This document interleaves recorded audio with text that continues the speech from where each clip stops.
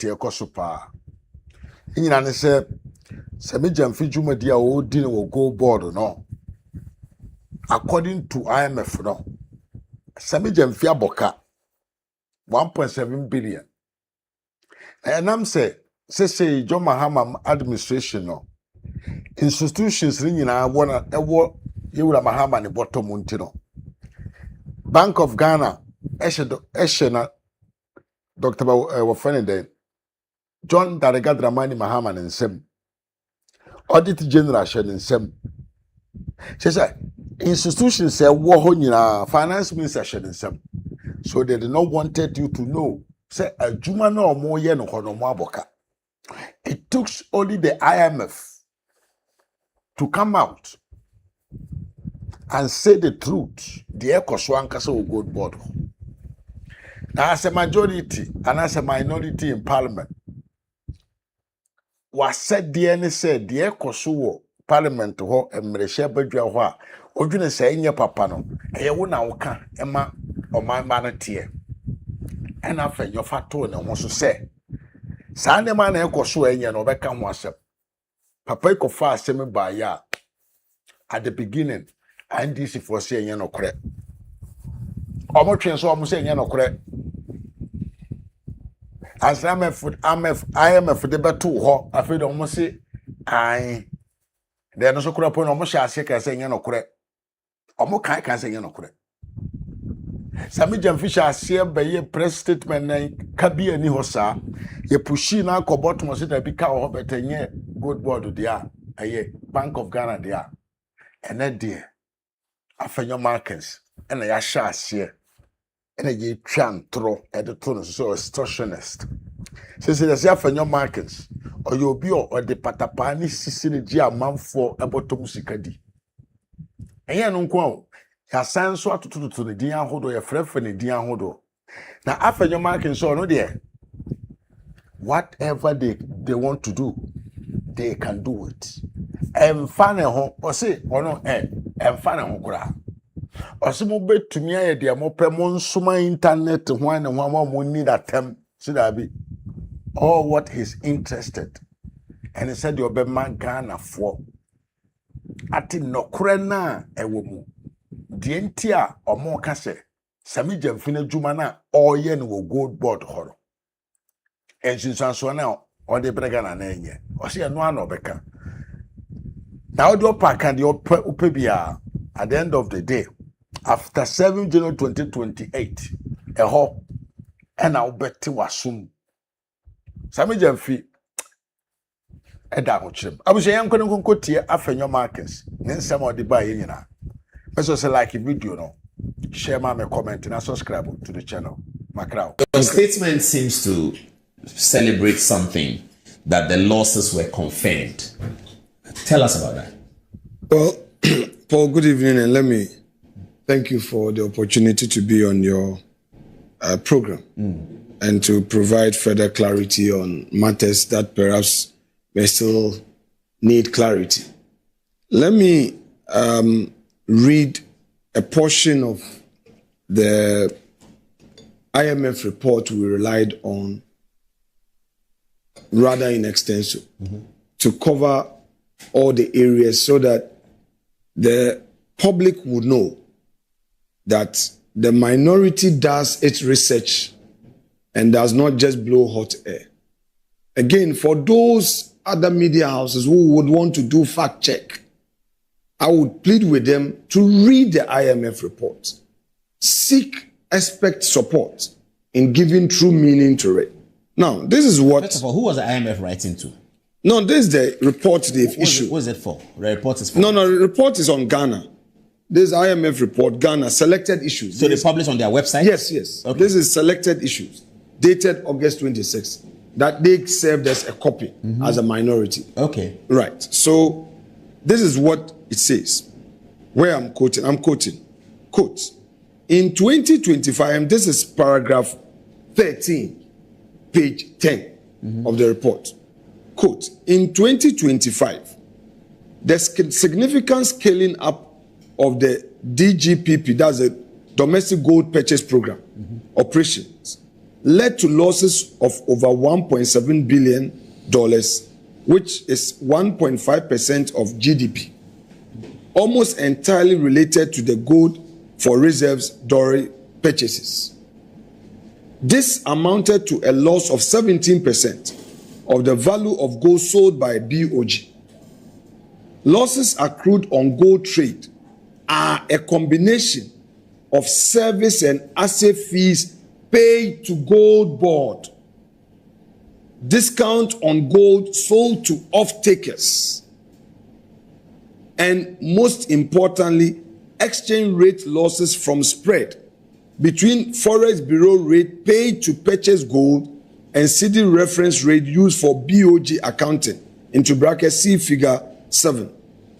Now, it goes on to say, survey data suggests that Ghanaian artisanal gold mining, that ASGM, prices are among the highest in the region. These accounting losses partly reflect valuation effect rather than economic costs, but they still weaken the BOG balance sheet and imply transfer to recipient of FX at reference rate. I will stop there. Now, let me give you the breakdown. One, the government has given an impression that there is always an economic cost to implementing a policy. I agree that there is always an economic cost. The GOLDBOD itself, in responding to us, argued that their activities have helped stabilize the city. That is what they said. Yeah. That they've sold so much gold and that has helped stabilize the city. Now, by that expression, they are suggesting that Ghanaians should forget about the costs and look at the benefits. But what the IMF is saying, that upon analysis of the whole transaction, the whole policy, the gaps they find, the loopholes, the weakness in the policy itself, okay, makes them conclude that the losses are as a result of some other inefficiencies. They mentioned some of them. It's there. Yes, that's the list they provided. Okay, take us through it. Oh, again, right. So they said exchange rate losses from the spread between Forex Bureau rate paid to purchase gold and the city reference rate used for BOG accounting. And what problem is that? What they are basically, So you the buy analysis, from, you take the money from BOG in cedis, right? Then you buy dollar rates from the gold people, And then when they say it's very expensive in the region. right. Okay, go on. So they are saying that these accounting losses partly reflect valuation effect rather than economic costs. I just want to stay there and make some explanation. You see, they've always argued that there is always an economic cost, which I say I concede, that in implementing any policy, Like free SHS. you would incur some cost. But the IMF is indicting that, questioning that position, is indicting them by saying that these losses are not as a result of the economic cost that you want Ghanaians to believe that yes, you are implementing, but at a cost. They are rather identifying that in the value chain of the transaction, certain challenges that you yourself, by way of your policy, you could not put in place to help you manage the whole program. The next point, the argument of the GOLDBOD chief executive is to the effect that these losses have nothing to do with GOLDBOD. Yes, he makes that point. Right. And that it's entirely the responsibility of Bank of Ghana. I would address both. One, it is factually inaccurate to argue that the losses are not attributable to GOLDBOD. Why do I say so? I draw my fortification from the report. In the report, the IMF says that losses accrued on gold trades are a combination of service and asset fees paid to GOLDBOD. So the losses are at that level because some money was paid to GOLDBOD for assay fees. This $1.7 billion amount is the losses that IMF identified in their audits, in their reports, when the BOG itself opened its books. You know, these... So it's like an audit they are doing? Yes, virtually. And before they came out with their final report, they issued a draft report, which the government itself did not challenge. They don't just get up and issue this final report. So, on point one, the argument that the losses as registered in BOG books have nothing to do with GOLDBOD is inaccurate. That is not correct. Because the report itself is stating that these losses are as a result of the GOLDBOD assay fees paid to them. They paid is that it to not them. a regular part of the business, paying the assay fees to the GOLDBOD person? That is not the argument. We, in our press statement, question the policy. All right?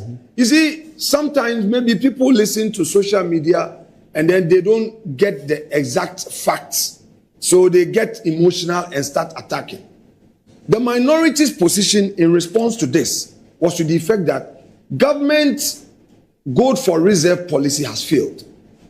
Two, their initial argument that there is always an economic cost to implementing policy is neither here nor there because the loopholes, the inherent challenges in the implementation of the policy itself, okay, leading to this report that IMF says that, look, you have incurred certain losses and these losses are not attributable to economic costs.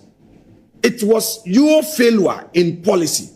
And we said that yes, although these losses are in the books of Bank of Ghana, the IMF itself is saying, yes, we've identified the losses in the books of Bank of Ghana because Bank of Ghana, they audited. But the losses are as a result of the GOLDBOD activities and operations. Like paying assay fees. Of course. And then the exchange rate losses. Yeah. Right. It is not us. Again, let me take you back. Who are saying that? Let me take you back. So but these are the facts. When we say losses from a report like that, do we mean the IMF identified X amount of money went into the GOLDBOD, the domestic purchase program, and X amount of money came out, and the difference is 1.7 billion? Is that what it means? They have summarized that in effect, the trading activity in the whole transaction value chain, and they've listed all the fees and charges, yes, I get all of it combined to be. But their starting point is a certain amount of money that was committed to this. Is that not their starting point? No, that's not what they've said. They have rather given you a total amount of losses incurred, which amounted to $1.7 billion, equivalent of 22 billion. Yeah. What are they subtracting from to get the losses? Obviously, if they look at your transaction. So they see how much money you put in it. And yes. And how much money you got out of it.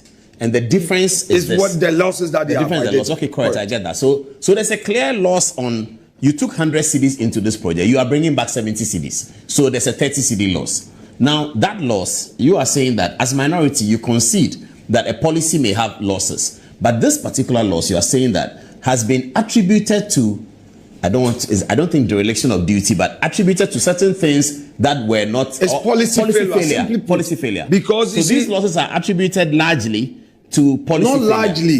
If you say largely, it means that some.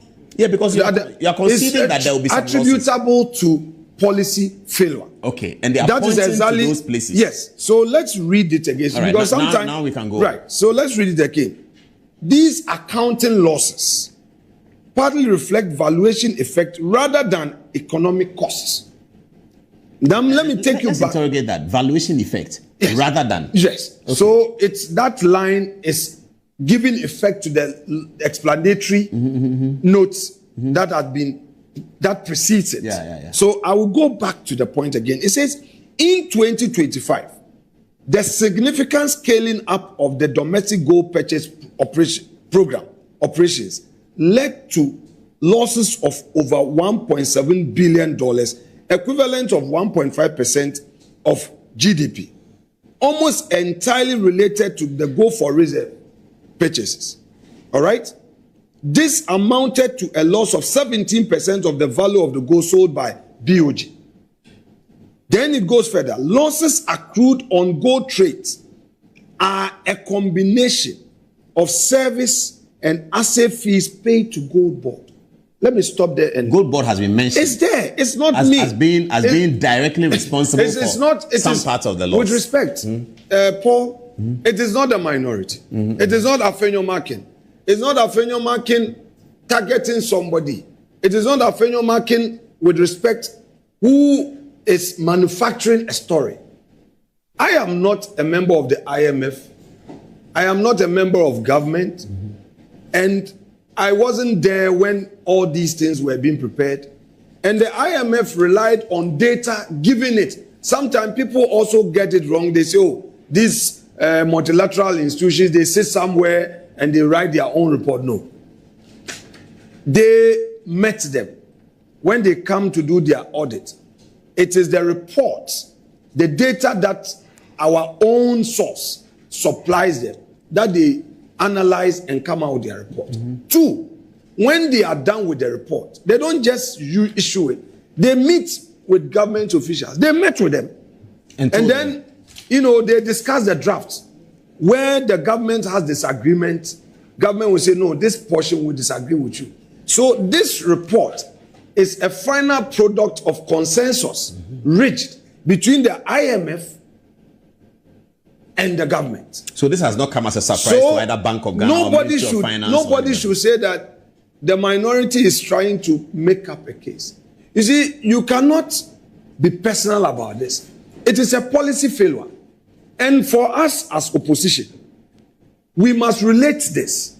Once the IMF says that these losses are attributable to the GOLDBOD operations and activities, we put out the fact. Now, granted without admitting, or let's say the losses are in the books of Bank of Ghana. Yeah.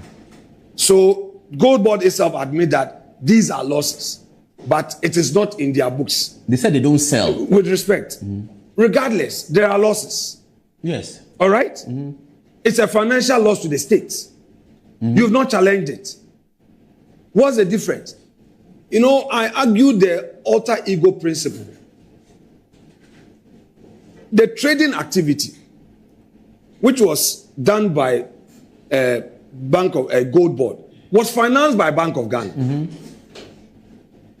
You nominated them as your agent. Who nominated who? The GOLDBOD. Nominated in this context. Yeah. BOG was their agent. To sell. Of course. Okay. And then in the end, because the funds came from them, the accounting is recorded in their books. You say that it has nothing to do with you. But you are benefiting from the gains, and you say that you are surplus. And you are citing it in your audited account to tell the public that, oh, look at my audited account, it is clean. That's not the way it works. It's a two-way traffic. And that is why the IMA was clear that, yes, they identified the losses in the books of BOG, but they realized that the losses were as a result of activities undertaken on behalf of GOLDBOD. So, Paul, let me give it a very simple explanation.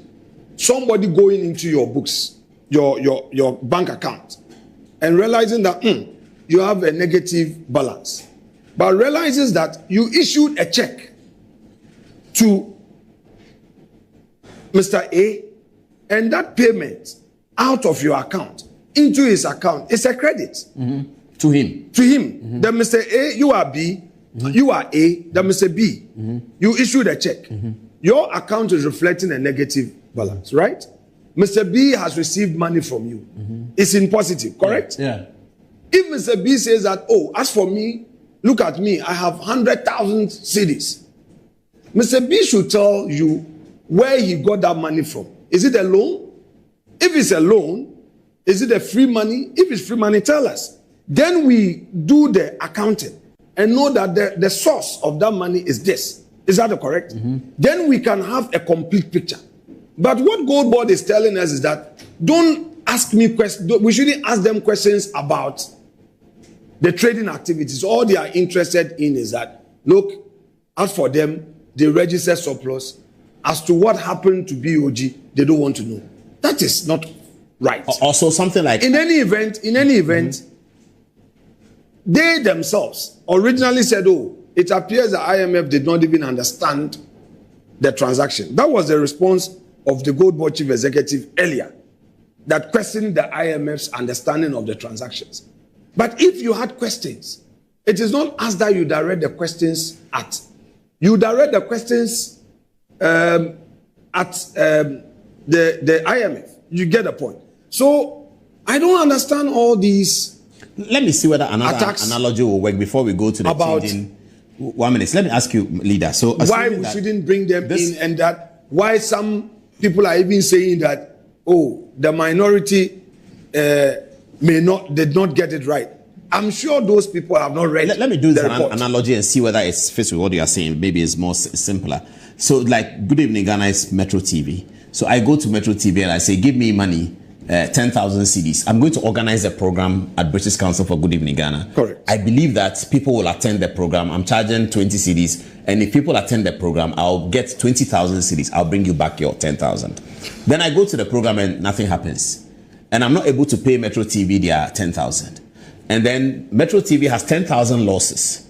And then Metro TV say that this loss is because we financed Good Evening Ghana's program. And I say that, oh, it's not me. It's Metro TV who has lost the money. But you are the beneficiary. That's the kind of thing you are saying. Exactly so. Okay, I mean, so people can understand by extension. So why is the Bank of Ghana so quiet in all of this? And why didn't you mention the Bank of Ghana? In our full press statement, we read the report. It is those state agencies, except that we only amplified the position of IMF that related it to the gold board. That is what IMF said. We said what the minority said was exactly what I have just read to you. IMF says that we have identified losses of $1.7 billion in the books of BOG. But these losses are attributable to Gold Board. Simpliciter. That's what we said. What else should we say? It's not a matter of you didn't mention this. You see? So Bank of Ghana does not only do Gold Board, they do many other things. They were very specific. Yeah, I get your point. I'm making a similar point, whether it's correct. Bank of Ghana does many things. They do Gold Board, they support Ministry of Finance, they support many things. IMF comes to audit them and identifies a loss and says that this your loss, it is the Gold Board activity. Simply, that is plain and language. And Gold Board says that it's not me, it's Bank of Ghana. I got a surplus. That's where we are. So for us, if Gold Board has anything to say, it should direct it at IMF, not us. Because this is plain language. It's not it's not technical. The selected issues, the section 13 or paragraph 13 of the report, page 10, is in plain language. We did not manufacture it. It is not the minority that is introducing Gold Board here. So all the winding explanations by government and by the Gold Board is neither here nor there. We just lifted the report. And all along, it is one simple statement we have made, that Gold Board has incurred these losses. It amounts to financial loss to the state. It is 1.9 billion USD, equivalent of 22 billion cedis, which we could have used to construct roads, build hospitals, schools, and even create fiscal space to employ more teachers and nurses. Now, we also came to that conclusion to disagree with government because the IMF went further to say that these losses cannot be considered as economic cost in the implementation of the policy. So now let's go back to the policy. What the IMF is saying that by the structure and design of the policy, these are the inherent weakness, okay, leading to these losses. If I were the Gold Board chief executive, I were government, I would rather commend the minority for being bold to amplify this, and rather in response say that, look, this was our first year of implementation. These are the weaknesses we identified, and we agree with the IMF. These are the steps we are taking to redeem the situation, but not attack. Now, if all is rosy, if the gold purchase program is doing well, why the reverse decisions? We know that the governor has made an announcement to the effect that they are no more going to finance this gold purchase program. That's what they have said. They are pulling out from the policy. Why did they pull out? They have already announced the pullout. Right. So as we speak, they're out. So, again, aren't we vindicated? And isn't IMF at least directing them to stay away from this, and haven't they publicly committed to that? Two, isn't GOLDBOD itself saying that they have entered into a new dispensation where they will now deal with, manage their own cash flow, forex? When they get their dollar in, they will do A, B, C, and D. We are not interested in what the cure. That one is a different matter. After a period, we will review and see whether or not you've been able to cure, and now the program is being implemented in a better way. But for now, what is under review is your year one of performance. Year one of performance is 2025. And those who audited you have come out with their verdict. The verdict is that you've incurred $22 billion CD losses, and that you cannot justify it with economic cost to policy implementation. So all the loud noise about the fact that, oh, you brought in so much forex and that has stabilized the CD and the economy is doing well, is not an argument that finds favor with the report before us. Because I'm sure government made all these arguments. But the bank and IMF, upon a holistic analysis of the entire transaction, identified that, look, you are paying so much charges here, there. These are identified weaknesses in the design of the policy. Now, let me also bring another important thing to your attention.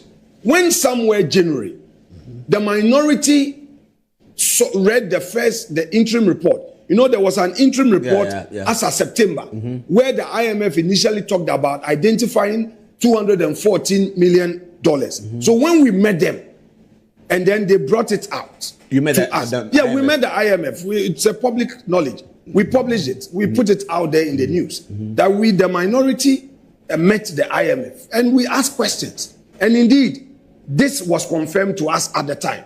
Immediately they confirmed that to us. We put it out. And that is what resulted in our filing of a motion asking for a full hearing in this whole transaction so that there will be clarity. Now, you may recall that as soon as we held the press conference and pointed out the 15% fees being paid, there was an emergency joint board meeting between GOLDBOD and Bank of Ghana. And they immediately, in that board meeting, they reviewed the fees to 9% and subsequently held another meeting and reduced the fees further. Paul, sometimes our colleagues opposite must be a bit tolerant, be fair, and give us some credit. If everything was okay with it, why did they review from 15% to 9%? I'm not here to quote individuals who are in government and have problem with this transaction. I won't do that. I will remain focused and deal with the issues. If they say we are making empty noise, we are blowing hot air, why did they further reduce the fees to 5% and now wait for the 2027 budget? What they are going to do is to say that they are now going to factor all these charges in the budget as costs to stay, so that they bring an expenditure item on this matter. So instead of paying attention to the issue, they believe that going to the gutters is the way out. Paul, I want to say something by way of conclusion. J.H. Mensah, of blessed memory, he was minority leader in the second parliament. he came under severe attack from government, the NDC. I recall, I was at UCC, Kivas. One morning, there was graphic front page, banner headline, where Tony Edu described J.H. Mensah. The headline was that J.H. Waboda Mensah. And the man accepted and said, J.H. Maboda Mensah, all reported by graphic, front page. What the attack is not new to me. It doesn't move me. All right? My predecessor, majority leader, Che Mensah, came under attack several times. I understand that as a leader in parliament, I have an honors task to do heavy lifting for the party. Raise the issues, get them out, and expect that in the process, there will be attempts to bruise me. It's part of the game. This GOLDBOD matter, when Kojo Oppong-Nkrumah led the first press conference, the chief executive went personal, attacked him on Joy FM morning show, news file. Later on TV3, he attacked him and said, oh, Kojo doesn't know accounting. Meanwhile, Kojo did BCom at UCC. I know that. BCom is accounting. Very much so. Second, Adnan Osei Asare, a chartered accountant, a formidable politician, hard-working minister of state, now chair of public account. She was the first to raise this thing. And when she raised it, she also came under attack. Unprintable words were used to describe a person. Then I said no. And then our policy coordinating committee sat together, analyzed this whole thing and said, look, the caucus must state its position on this. I speak for the caucus. So if we raise it and somebody thinks that it is Afenyo-Markin, that's okay. It is Afenyo-Markin. I knew what was ahead of me the very day I took this position. So I'm not worried. I will stay focused. This is it. Government must account for the losses. Government must explain. GOLDBOD was the ultimate beneficiary of this and would remain at the doorstep of GOLDBOD and ask them questions. The losses are attributable to them. Again, we promise the people of Ghana that we will deal with this within the rules of parliament. Fortunately, the GOLDBOD chief executive says he is ready to come to parliament. He said he's going to beg the new majority leader. Don't worry. I mean, it's okay. It's fine. We have filed the necessary processes. We don't just blow hot air. My colleagues have filed the motion. We have today at 12 noon, Paul, we filed the motion. Motion signed by respected Kojo Oppong-Nkrumah, Dwenewoho Akodua, Jerry Shaib Ahmed, Vincent Asifua, Dr. Che Asamoah, and our ranking on finance, Dr. Mohammed Amin Adam. We have put forward our argument. All the documents are tied there too for Speaker who has the power of admissibility to determine admissibility. This is not different from the earlier one that we filed and same was voted. What's the motion asking for? It's asking for, maybe I should read the terms of the motion. That this Honorable House, pursuant to Article 103 of the 1992 Constitution, and Standing Orders 204, 212, 213, 262, and 263, is moved to establish an ad hoc committee to investigate the circumstances under which the 1.7 billion US losses was incurred in gold trade transactions between GOLDBOD and the Bank of Ghana for 2025, and the circumstances under which the Bank of Ghana declared the loss at 9 billion cedis for the year 2025. Then we have stated the accompanying So you're asking for the Speaker set up an ad hoc committee. So since the Chief Executive has offered to come, I believe his party has heard him. We pray that the 189 majority will not stampede us. Is that what happened the first time? That is exactly what happened.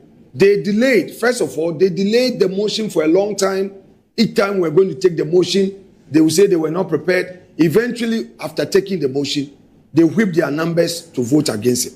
Fortunately, this time around, the chief executive says he would plead with his colleagues and the leader not to oppose.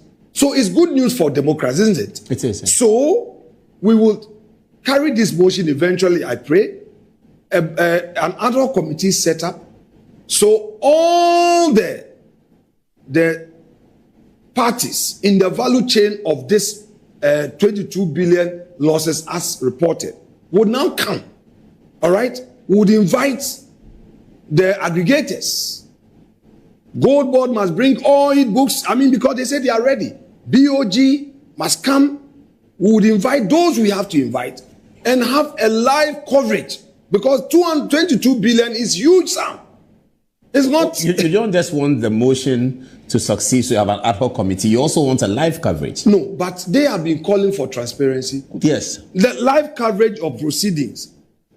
Who's going to permit that? Who's going to allow that? The speaker? No. But it's in the interest of democracy. I get that, but is it part of the motion to ask for a live coverage? No, we don't need to. It's consequential. It's consequential. And with the level of public interest in this matter, we can't go into some corner bar and go and do this. There must be a live, so Ghanaians can hear for themselves. Can hear how much is being charged, who are the aggregators, how much went into them, the exchange rate losses, how much gold was shipped, who bought them, and all of that. BOG, the same data they gave to the IMF, they bring it before Parliament. Let's analyze everything. All right? If indeed, as they want us to believe, perhaps IMF did not do a good job, and IMF did not understand, and by extension, we also don't understand, let us do it. A 5-member committee, ad hoc committee, a 7-member ad hoc committee, or 9-member ad hoc committee. These are the discretion of the speaker, who will say that it is 9-member committee. Minority, by your numerical strength, bring 3 people or bring 4 people. Majority, bring 5 or whatever. They will have the highest numbers. Then, before the cameras, Chief Executive GOLDBOD comes to make his case. Aggregators come and make your case. The various institutions that are involved, how they sold it, bring your books and all of that. And then parliamentarians, as part of their oversight, would then have the opportunity to analyze the whole policy. And we can do our report. The people of Ghana can judge. At that point, we'll be able to come to a conclusion whether or not there were decisions that could have been taken to prevent these losses. Then we'll determine whether or not indeed the policy failure as concluded by the IMF is indeed true. For now, we are relying on these losses to make these demands. We would come to a fair conclusion after we have interrogated the matter in a very transparent manner. And Paul, we have the expertise as minority. Our side will sit down and select those who understand this. We have them, okay, to face the institutions of state as part of the accountability process and demand it. And when we're done, everybody will know who is telling the truth. But for now, I expect all commentators to be fair to the truth. This is the only thing we are relying on. Nothing else. They should also read what we have read. And if anywhere in the report they claim that GOLDBOD is not connected to the losses, they should tell us.